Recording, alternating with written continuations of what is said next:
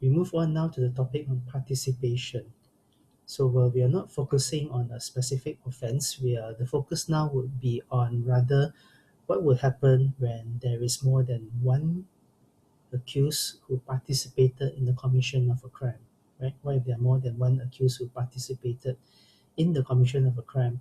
And we're also going to look at the different ways of how people can participate in the commission of a crime, of an offense. But first things first, mm, let's get some terminology correct, right?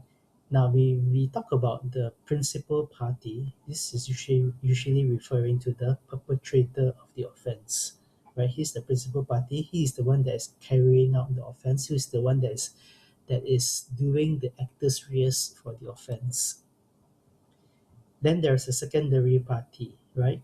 And this secondary party is the person who assists in the commission of that offense. He is not committing the offense, but he assists in the commission of the offense or encourage another to commit the crime, right? Now, secondary party can also be sometimes referred to as an accessory or even an abettor, right? So these are not the perpetrator of the offenses. So an example of a secondary party would be in a bank robbery. Then the secondary party may be the person who is on the lookout or who is providing the guns or providing the funds for them to carry out the bank robbery, but it's not carrying out the actus reus of the robbery. Now, do take note that all this is for academic purposes, right? In the Supreme Court case of Crown against Georgie, this is what the Supreme Court said. Sometimes it may be impossible for the prosecution to prove whether a defendant was a principal or an accessory, but it doesn't matter, right? Supreme Court said it doesn't matter as long as it can prove that he participated in one way or another. He participated in the crime in one way or another. Now, to fully understand this or appreciate this, you should note that the secondary party will usually, right, most will usually be found guilty for the same offense that the principal party will be charged for. So it doesn't matter whether you're principal or you're secondary, your sentence is going to be the same, right, for the principal or the secondary party. Okay, so you'll see that in cases, the courts sometimes are not too particular about whether a person is the principal party or the secondary party, right? Either or, the person, the accused will be guilty, right? So they're not so much concerned about trying to pigeonhole them, right? He's actually the principal party because he perpetrated, but this one is just a person who aided in it and therefore it's a secondary party. In real life, sometimes it's very hard to draw the line between principal party and the secondary party. So, for example, in another case, Crown against Nango, there were seven Supreme Court judges, and all seven Supreme Court judges agreed that the accused was guilty of murder. However, uh, if I'm not mistaken, three of the judges said that he was guilty as the principal party, right? He was guilty as a principal party. It was a joint perpetration, so there was more than one principal party, and he was one of them. Another three said that the accused was guilty as the secondary party, not as a principal party, as a secondary party. And the third one, and the final one, the final judge who found him guilty said that he was guilty both as a principal party and a secondary party. So basically, you see, even the panel itself couldn't decide whether he was a principal party or the secondary party, but it doesn't matter because they all agreed that he had participated in the crime and he was guilty. Okay, hope that you managed to get that. Now, there are three ways that we're going to look at of how a person can participate in the commission of an offense. First will be to participate as joint perpetrator. Secondly, to be an accessory or abettors under the Accessories and Abettors Act 1861.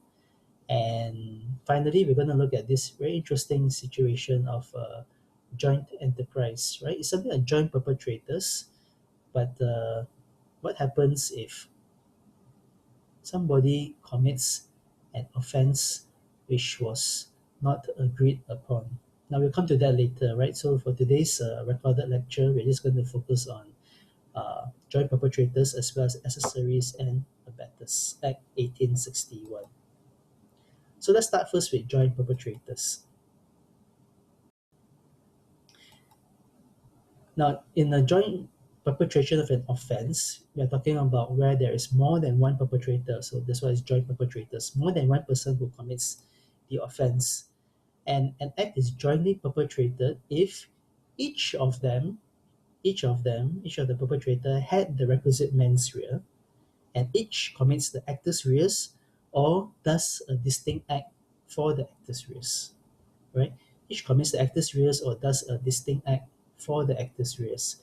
So a very good example is always the offense of robbery, because in the offense of robbery, we know that it includes it. For that to be robbery, there must be theft, and it must be accompanied by the use of force or the threat of the use of force. So two people can go and rob a person. One may actually threaten the victim with force, while the other appropriates the victim's money, right? So they do a distinct act for the actus reus. Both of them had the requisite mens rea and they intended to go and commit robbery, right? With or commit theft with threat of force. So therefore, uh, this is considered to be a joint perpetration of an offense. Okay, if you still can't get it, let me try to illustrate further with some assistance from my with some help from my lovely assistants. Okay, I have with me here tonight is none other than Wonder Woman, who is having a bad hair day. I think it's the humidity in the Malaysian weather, with her lasso of truth, and together with Wonder Woman, another DC character, Supergirl, also having a bad hair day, right? Really, the humidity in Malaysia is not doing very good for them. So, yeah, one day, right? Uh, Wonder Woman and Supergirl decided, oh, let's go and rob somebody. That's a great idea. What are we going to do? Well, Supergirl said to Wonder Woman, you use your lasso and go and tie up the victim while I use my super speed to go and quickly check his bag and check his pockets and take all his money from him. That's a great idea. And so they go and do it, right? So Wonder Woman ties up the victim and Supergirl goes and search the body and takes the money, right? So the both had the intention to rob the victim. Wonder Woman used force on the victim. Supergirl committed theft, right? And she appropriated the money away from the victim. Okay, so it was a joint perpetration of the offense. They jointly together committed robbery, right? So they each had the requisite mens rea for robbery, and each do a distinct act for the actus reus. Okay, or each could also just go and do the actus reus, right? Both of them can use force. Wonder Woman uses the lasso. Supergirl uses her, I don't know what can she do? Super strength to hold him down, and then both of them search the victim and take away his property, right? His phone or his computer. So both of them does the actus reus for the offense, and both of them has the mens rea. So it's a joint perpetration of the offense. Okay, thank you very much, ladies. Now another illustration is a case of Penango, uh, where there were two people. Actually, it's a very interesting facts. If you can go and read it, right? It's a Supreme Court case, so it's a lot to read. Basically, there were two accused in this case, and they were shooting at each other. They were having a shootout, not really a western, because this was in the streets of London, all right. And in the shootout, one of them shot the victim, right? So it was like collateral damage. One of them shot the victim, so obviously the one who shot the victim is guilty for killing the victim, right? Transferred malice, he intended to kill the other accused, but instead killed the victim. So the question then is that the other accused, will he also be liable or not? And interestingly, the court said that yes, he was a joint perpetrator. Although they may be trying to kill each other, but they were jointly involved in this shootout. right? They were jointly involved in this shootout, and that intentionally agreed to engage in this offense, and which resulted in the death of the victim, right? So the key thing here is that there was an intentional agreement, right, to actually commit the offense for it to be jointly. So that's joint perpetrators, right?